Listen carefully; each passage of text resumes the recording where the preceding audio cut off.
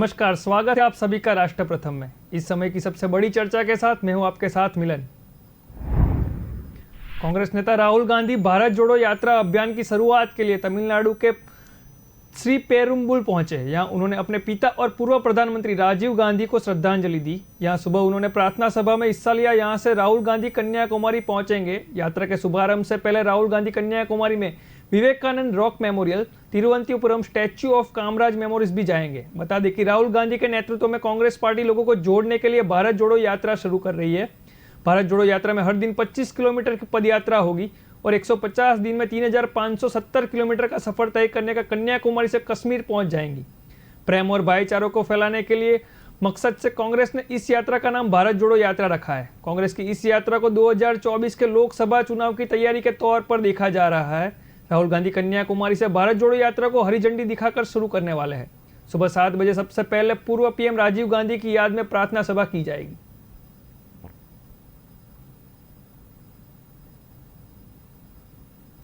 दो दिन के महाराष्ट्र दौरे पर पहुंचे गृह मंत्री अमित शाह ने शिवसेना प्रमुख उद्धव ठाकरे पर निशान साधते हुए कहा कि जो लोग पॉलिटिक्स में धोखा देते हैं उन्हें सबक सिखाने की जरूरत है। शिंदे सरकार बनने के बाद शाह पहली बार महाराष्ट्र पहुंचे हैं।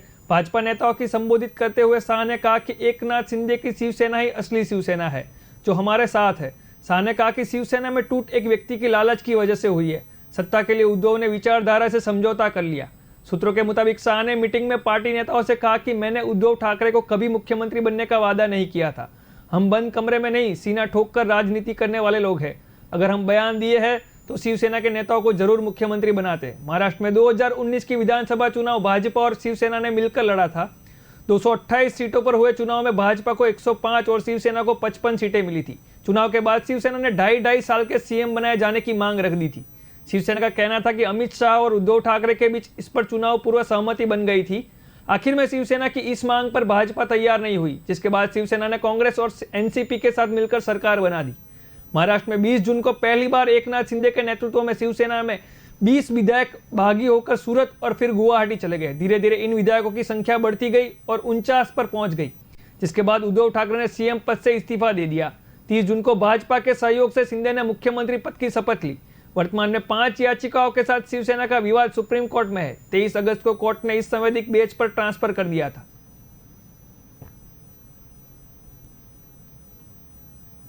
बिहार में भाजपा को सत्ता से दूर करने के बाद नीतीश कुमार मिशन 2024 की तैयारी में जुट गए। इसी कड़ी में सोमवार को वे 3 दिन के दौरे पर दिल्ली पहुंचेंगे। पहले ही दिन उन्होंने विपक्ष के 5 बड़े नेताओं से मुलाकात की। इसमें कांग्रेस सांसद राहुल गांधी, कर्नाटक के पूर्व सीएम और जेडीएस के नेता एचडी कुमारस्वामी, सीपीआई महासचिव सीताराम येचुरी, दिल्ली के सीएम अरविंद केजरीवाल और एनसीपी सुप्रीमो शरद पवार शामिल है। इसके अलावा ममता बनर्जी की पार्टी तृणमूल कांग्रेस, शिवसेना और ओडिशा के सीएम बीजू जनता दल के नेताओं से भी नीतीश कुमार मुलाकात करेंगे। राजनीतिक गैलरियों में नीतीश कुमार के दिल्ली दौरे को विपक्षी पार्टियों का एकजुट करने के प्रयास के तौर पर देखा जा रहा है, जबकि बिहार में भाजपा से गठबंधन तोड़ने के बाद ही नीतीश लगातार विपक्षी नेताओं से संपर्क साध रहे हैं। अगर नीतीश के प्रयास सफल रहे तो 2024 के चुनाव से पहले भाजपा के खिलाफ कांग्रेस के साथ साथ सभी क्षेत्रीय पार्टियां साथ आ सकती है। यह पहली बार नहीं है कि जब नीतीश महागठबंधन बनाने की दिशा में प्रयास कर रहे हैं। आगे भी 2015 में उन्होंने कोशिश की थी, लेकिन तब वे असफल रहे थे। नीतीश के दिल्ली दौरे से 2024 के चुनाव पर क्या असर होगा, विस्तार से जानते हैं। 500 से ज्यादा सीटों पर सीधी लड़ाई की तैयारी, दक्षिण से उत्तर तक घेराबंदी करने की तैयारी है।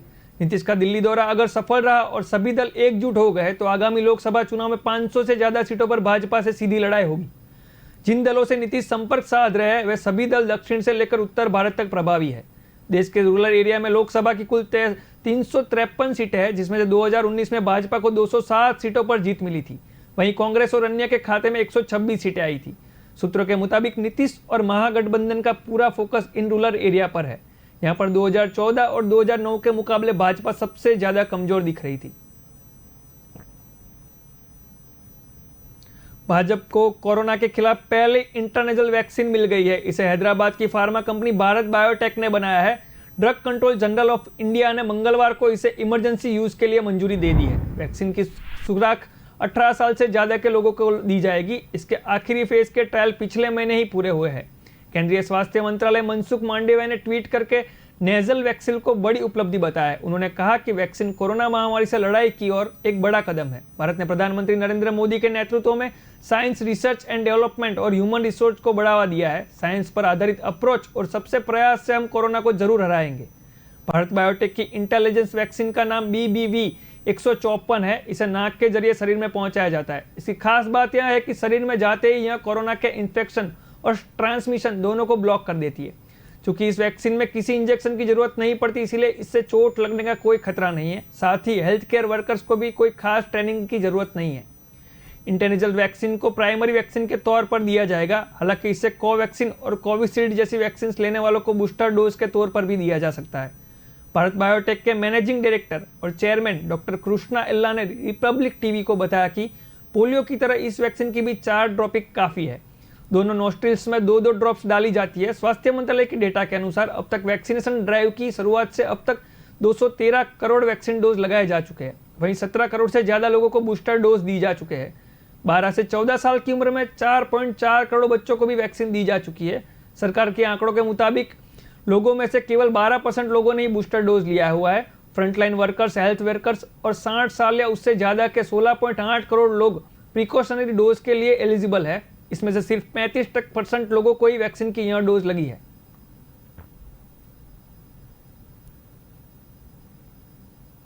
झारखंड के धनबाद में मुथूट फाइनेंस बैंक में डकैती करते हुए पहुंचे 5 बदमाशों में से एक को पुलिस ने एनकाउंटर में ढेर कर दिया है। 2 बदमाशों को गिरफ्तार किया गया है। 2 में से भागने में कामयाब हुए हैं। पुलिस ने सरकार में नाकेबंदी की है। सभी भी तलाश जारी है। मामला बैंक मोड़ थाना इलाके की मुथूट फाइनेंस बैंक का है, जहां सुबह करीब 10 बजे 5 बदमाश डकैती करने के लिए बैंक के अंदर घुसे। वे बंदूक की नोक पर बैंक में लूटपाट करने लगे। बैंक कर्मचारियों ने फौरन पुलिस को सूचना दी। पुलिस भी तुरंत वहां पहुंच गई थी। पुलिस को देखते ही बदमाशों ने फायरिंग शुरू कर दी। जवाबी कार्रवाई में एक बदमाश ढेर हो गया है। पुलिस ने 2 बदमाशों को गिरफ्तार कर लिया है, लेकिन उनके 2 साथी भागने में कामयाब रहे। पुलिस अब उन दोनों की तलाश में है। शहर में अलर्ट जारी कर दिया गया है और नाकेबंदी कर देने के लिए दोनों को ढूंढा जा रहा है। एसएसपी संजीव कुमार के मुताबिक बदमाश पिछले 10 दिन से इलाके में रेकी कर रहे थे। सभी अलग अलग जगहों पर यहाँ लोग रहे थे। धनसार में भी एक कमरा लिया हुआ था। शहर के दूसरे थाना क्षेत्र में भी किराए से कमरा लिया हुआ था। एसएसपी संजीव कुमार ने बताया कि अपराधियों के पास से अलग अलग आईडी बरामद हुई है। एक के पास से बरामद आईडी में नाम निर्मल सिंह पवार और पता इंदौर लिखा हुआ है, जबकि दूसरे के पास से मिले आधार कार्ड पर नाम गुंजन कुमार और पता रांची लाखगंज का लिखा हुआ है। पूछताछ में गुंजन सिंह ने अपना नाम राघव बताया है और पता लखीसराय बताया है। दूसरा अपराधी निर्मल सिंह पवार अपना नाम आसिफ बता रहा है और वह समस्तीपुर का रहने वाला बता रहा है, जो मारा गया है। उसके बाद में उन्होंने बताया कि रॉबर्ट उर्फे रैबिट, लेकिन वह कह रहा है कि इसकी जानकारी इन्हें कभी थी ही नहीं।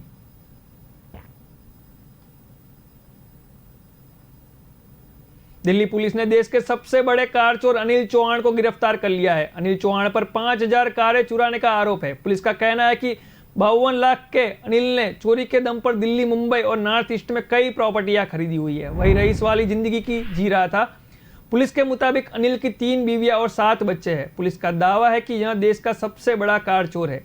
इसने 27 साल में 5000 से ज्यादा कार चुराई है। सेंट्रल दिल्ली पुलिस के स्पेशल स्टाफ को अनिल के बारे में जानकारी मिली थी। इसके बाद ही देशबंधु गुप्ता रोड से उनको पकड़ लिया गया था। पुलिस ने उनसे पास से 6 पिस्तल और 7 कारतूस बरामद किए हैं। दिल्ली के खानपुर इलाके में रहते हुए अनिल ऑटो रिक्शा चलाने का काम करता था। 1995 के बाद उसके कार चुराना शुरू कर दिया। 27 साल में उसने सबसे ज्यादा मारुति 800 मॉडल चुराया है। अनिल देश के अलग अलग इलाकों से कार चुराकर उन्हें नेपाल, जम्मू कश्मीर और पूर्वोत्तर राज्यों को बेचता था। चोरी के दौरान उसके कई टैक्सी ड्राइवरों का मर्डर भी किया है। इसके बाद वह असम जाकर रहने लगा। कार चोरी करके कमाई संपत्ति से उसने दिल्ली, मुंबई और पूर्वोत्तर राज्यों में प्रॉपर्टी खरीदी हुई है। वहाँ असम में सरकारी कॉन्ट्रैक्ट बन गया था और वहाँ के लोकल लीडर्स के संपर्क में भी था। पुलिस के मुताबिक अनिल फिलहाल हथियारों को तस्करी में शामिल है। उस पर आरोप है कि उसने उत्तर प्रदेश में हथियार लाकर पूर्वोत्तर राज्यों के प्रतिबंधित संगठनों को सप्लाई किया है। प्रवर्तन निदेशालय ने उसके खिलाफ मनी लॉन्ड्रिंग का केस भी दर्ज किया हुआ है। अनिल को पुलिस ने कई बार गिरफ्तार किया था। 2015 में एक बार वह कांग्रेस एमएलए के साथ भी गिरफ्तार हुआ था। तब उसने 5 साल जेल में बिताए और 2020 में रिहा हुआ। उसके बाद उसके खिलाफ करीब 180 केस दर्ज है।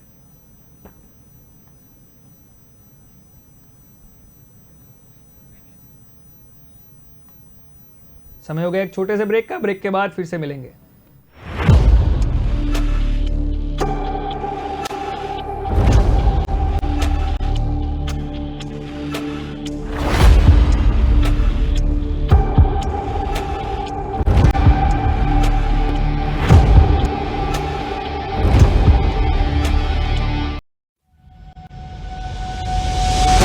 लहरों से डरकर नौका पार नहीं होती।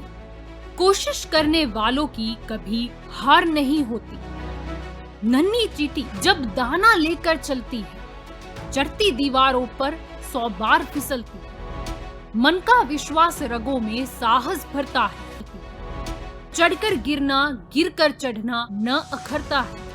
आखिर उसकी मेहनत बेकार नहीं होती। कोशिश करने वालों की कभी हार नहीं होती। डुबकी या सिंधु में गोताखोर लगाता, जा जाकर खाली हाथ लौट कर आता।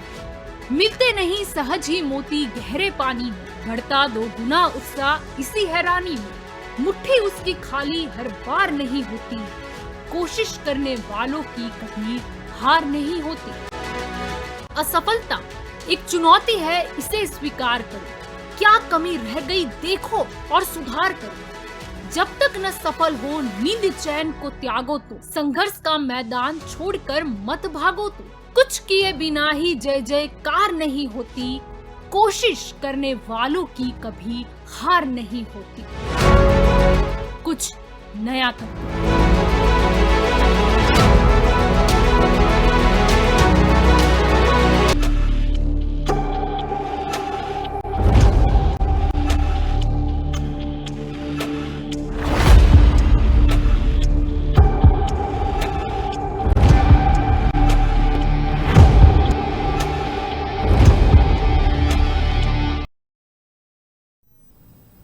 ब्रेक के बाद एक बार फिर से आपका स्वागत है। खबरों में आगे बढ़ते हुए, कर्नाटक की राजधानी और देश का आईटी हब बेंगलुरु इस वक्त भारी बारिश की चपेट में है। रात भर हुई मूसलाधार बारिश की वजह से बाढ़ जैसी स्थिति पैदा हो गई है। यहाँ के कई इलाकों में जल जमावट की स्थिति उत्पन्न हो गई है और ट्रैफिक भी ठप पड़ा हुआ है। यहाँ स्थिति की गंभीरता को देखते हुए अमेजॉन, फ्लिपकार्ट और विप्रो जैसी कंपनियों ने अपने स्टाफ को घर से काम करने की इजाज़त दे दी है। हालांकि कुछ लोगों को अभी भी ऑफिस जाकर काम करना पड़ रहा है, जिसमें उन्हें काफ़ी मुश्किलें आ रही है। लेकिन जैसा कि कहावत में है कि जहां चाह है वहीं राह है, इसी तर्ज पर लोगों ने भी ऑफिस जाने की अपनी परेशानी समाधान ढूंढ लिया है। बता दें कि इस वक्त बेंगलुरु की कई आईटी कंपनियों के कर्मचारियों को ऑफिस पहुंचने के लिए ट्रैक्टर का सहारा लेना पड़ रहा है। शहर के येमालूर इलाके में स्थित अपने कार्यालयों को तक पहुंचने के लिए लोग ट्रैक्टर की सवारी करने पर मजबूर हो रहे हैं। इसका एक वीडियो भी सोशल मीडिया पर वायरल हो रहा था।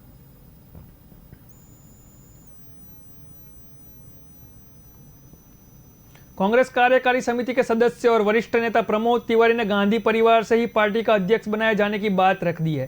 उन्होंने गांधी परिवार से बाहर के व्यक्ति को अध्यक्ष बनाए जाने पर पार्टी में टूट होने की आशंका जताई है। सोमवार को जयपुर स्थित प्रदेश कांग्रेस मुख्यालय में मीडिया से बात करते हुए उन्होंने कहा कि कांग्रेस अध्यक्ष का चुनाव कार्यक्रम घोषित हो चुका है। जो भी चाहे नामांकन पत्र दाखिल कर सकता है, लेकिन मेरी व्यक्तिगत राय है कि गांधी परिवार को ही पार्टी का नेतृत्व करना चाहिए। कांग्रेस अध्यक्ष गांधी परिवार से बने, क्योंकि ऐसा नहीं होगा तो विखंडन होगा। उन्होंने कहा कि कांग्रेस के पूर्व अध्यक्ष राहुल गांधी को भारत जोड़ो यात्रा निकालने की जरूरत इसीलिए पड़ी क्योंकि एक आदमी ने एक देश को बहुत सपने दिखाए, लेकिन 2 बड़े उद्योगपतियों को छोड़कर किसी के सपने पूरे नहीं हुए। उन्होंने कहा कि भाजपा ईस्ट इंडिया कंपनी की तरह काम कर रही है। दोनों के बीच बहुत सी समानता है। पैसे के बल और केंद्रीय एजेंसियों के दम पर सरकार गिराने का खेल चल रहा है। 8 साल में महंगाई और बेरोजगारी भी बढ़ गई है। राजस्थान युवक कांग्रेस में नियुक्ति को लेकर विवाद। जागरण संवाददाता जयपुर। इस बीच राजस्थान युवक कांग्रेस में एक दिन पहले हुई नियुक्ति को लेकर विवाद हो गया है। राज्य सरकार में युवा बोर्ड के अध्यक्ष सीताराम लांबा ने नियुक्ति पर सवाल उठाया था। लांबा ने युक्त कांग्रेस के राष्ट्रीय अध्यक्ष श्रीनिवास बीवी को पत्र लिखकर कहा कि जो व्यक्ति संगठन का प्राथमिक सदस्य नहीं है, उसे प्रदेश का वरिष्ठ उपाध्यक्ष बना दिया गया है। यह निष्ठावान युवक कांग्रेस के कार्यकर्ताओं के साथ अन्याय है। मालूम हो कि गुजरात कांग्रेस के प्रभारी रघु शर्मा के पुत्र सागर शर्मा और नागरिक आपूर्ति मंत्री प्रताप सिंह खवाईचा के भांजे दुष्यंत राज सिंह को वरिष्ठ उपाध्यक्ष बना दिया गया था।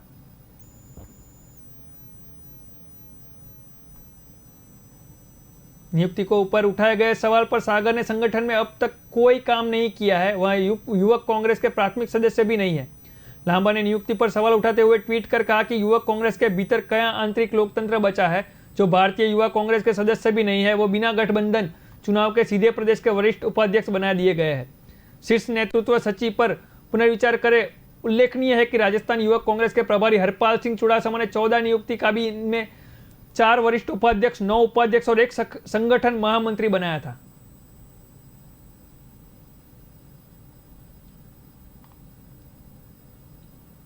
राजनीतिक दलों द्वारा मुफ्त में दी जाने वाली सुविधाओं से बहस बीच तेलंगाना के मुख्यमंत्री के चंद्रशेखर राव ने सोमवार को देश के सभी किसानों को मुफ्त बिजली आपूर्ति प्रदान करने की घोषणा की है। केसीआर ने तेलंगाना के निजामाबाद में एक जनसभा को संबोधते हुए कहा कि अगर 2024 में गैर बीजेपी सरकार बनती है तो देश के किसानों को मुफ्त बिजली देने का वादा किया है। मुख्यमंत्री की यह घोषणा 26 अगस्त को उच्चतम न्यायालय द्वारा मुफ्त उपहार मामले को 3 न्यायाधीशों की पीठ के पास भेजने के कुछ दिनों बाद हुई, जिसमें कहा गया था कि चुनाव अभियानों के दौरान राजनीतिक दलों द्वारा दिए गए मुफ्त उपहारों के मुद्दे पर व्यापार बहस की आवश्यकता है, जबकि शीर्ष अदालत का यह आदेश राजनीतिक दलों द्वारा दिए जाने वाले मुफ्त उपहारों के खिलाफ दायर याचिकाओं पर आया था।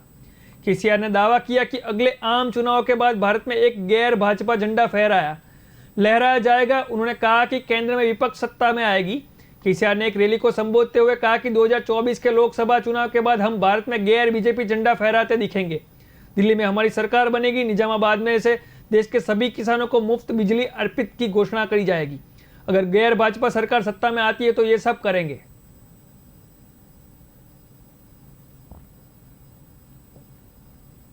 पंजाब कांग्रेस में टिकट बंटवारे को लेकर मचे घमासान में अब महिला कांग्रेस भी कूद गई है। प्रदेश महिला कांग्रेस का आरोप है कि उनके संगठन से टिकट को 12 दावेदारों से लेकर किसी को टिकट नहीं मिली है। अगर लड़की यूपी में लड़ रही है तो फिर पंजाब की महिलाएं भी लड़कर हक लेना चाहती है। महिला कांग्रेस की प्रदेश प्रधान बलवीर रानी सोढ़ी ने कहा कि अगर कांग्रेस ने इस तरह नजरअंदाज करना है तो फिर इस इलाके को भंग ही कर दे। कांग्रेस ने सांसदों के पास हमसे मिलने का वक्त नहीं है तो फिर ऐसे संगठन का क्या मतलब। उन्होंने कहा कि कांग्रेस की बची 8 टिकटें महिला कांग्रेस से जुड़ी महिला नेताओं को दी जाए।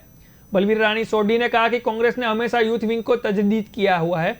यूथ कांग्रेस से रवनीत बिट्टू सांसद बने, विजयेंद्र सिंघल और अमरिंदर राजावड़िया मंत्री बने। इसके उलट महिला कांग्रेस में किसी को टिकट नहीं दी गई। बलवीर रानी ने कहा कि कांग्रेस के पार्टी प्लेटफॉर्म में महिलाओं की कोई वैल्यू नहीं है। हमें उम्मीद थी कि चरणजीत चन्नी के सीएम बनने और नवजोत सिद्धू के पंजाब का कांग्रेस प्रधान बनने के बाद महिलाओं को तरजीह मिलेगी। सिद्धू तो साहनेवाल में सतविंजर बिट्टू का प्रहार करने के गए, लेकिन उनको तक टिकट नहीं मिली। बलवीर रानी ने कहा कि अगर पार्टी कहती है कि वह जीतने वाले कैंडिडेट को टिकट दे रहे हैं तो इस हिसाब में हमें 117 सीटें मिलनी चाहिए। पंजाब में 50% वोट होने के बावजूद महिलाओं को नजरअंदाज किया गया है।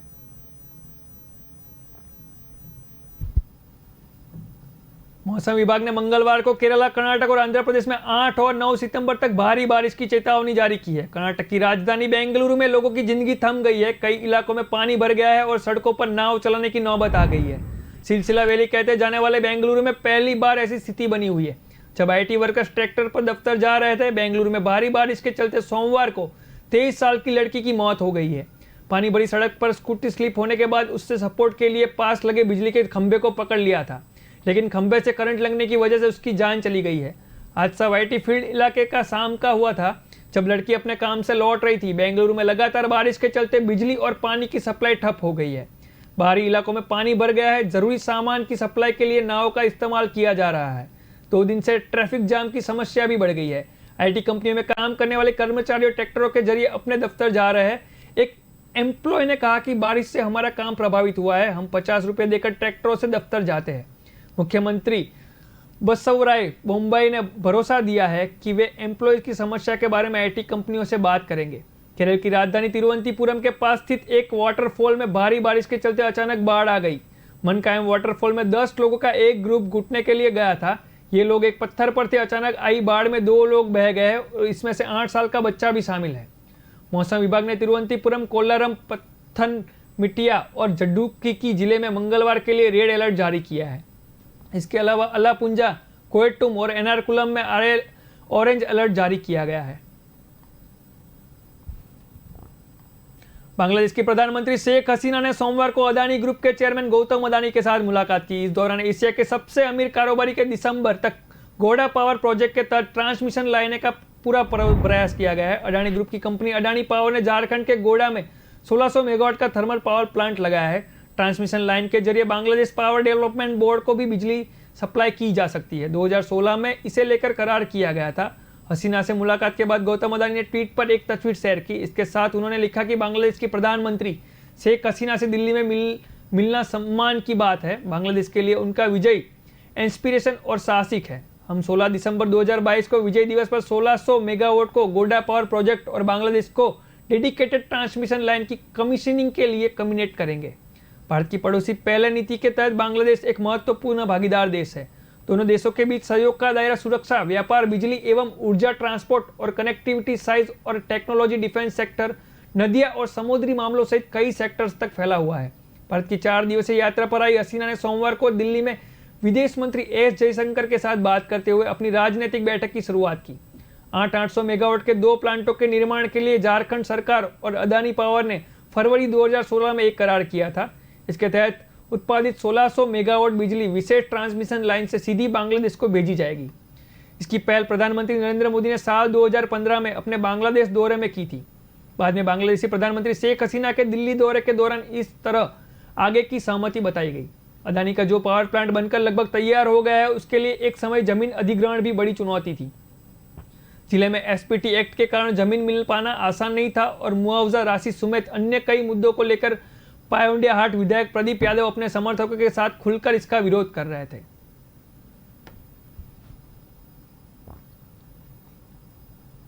खबरों में आज बस इतना ही। विस्तार से खबरें पढ़ने के लिए हमारे वेबसाइट का भी प्रयोग कर सकते हैं। हमारे वेबसाइट का पता है www.kalamkartavya.com। हमारी कलम ही हमारा कर्तव्य है कि उपदेश के साथ खबरों को आप राष्ट्र प्रथम के साथ देखते रहिए। नमस्कार, जय हिंद, जय भारत।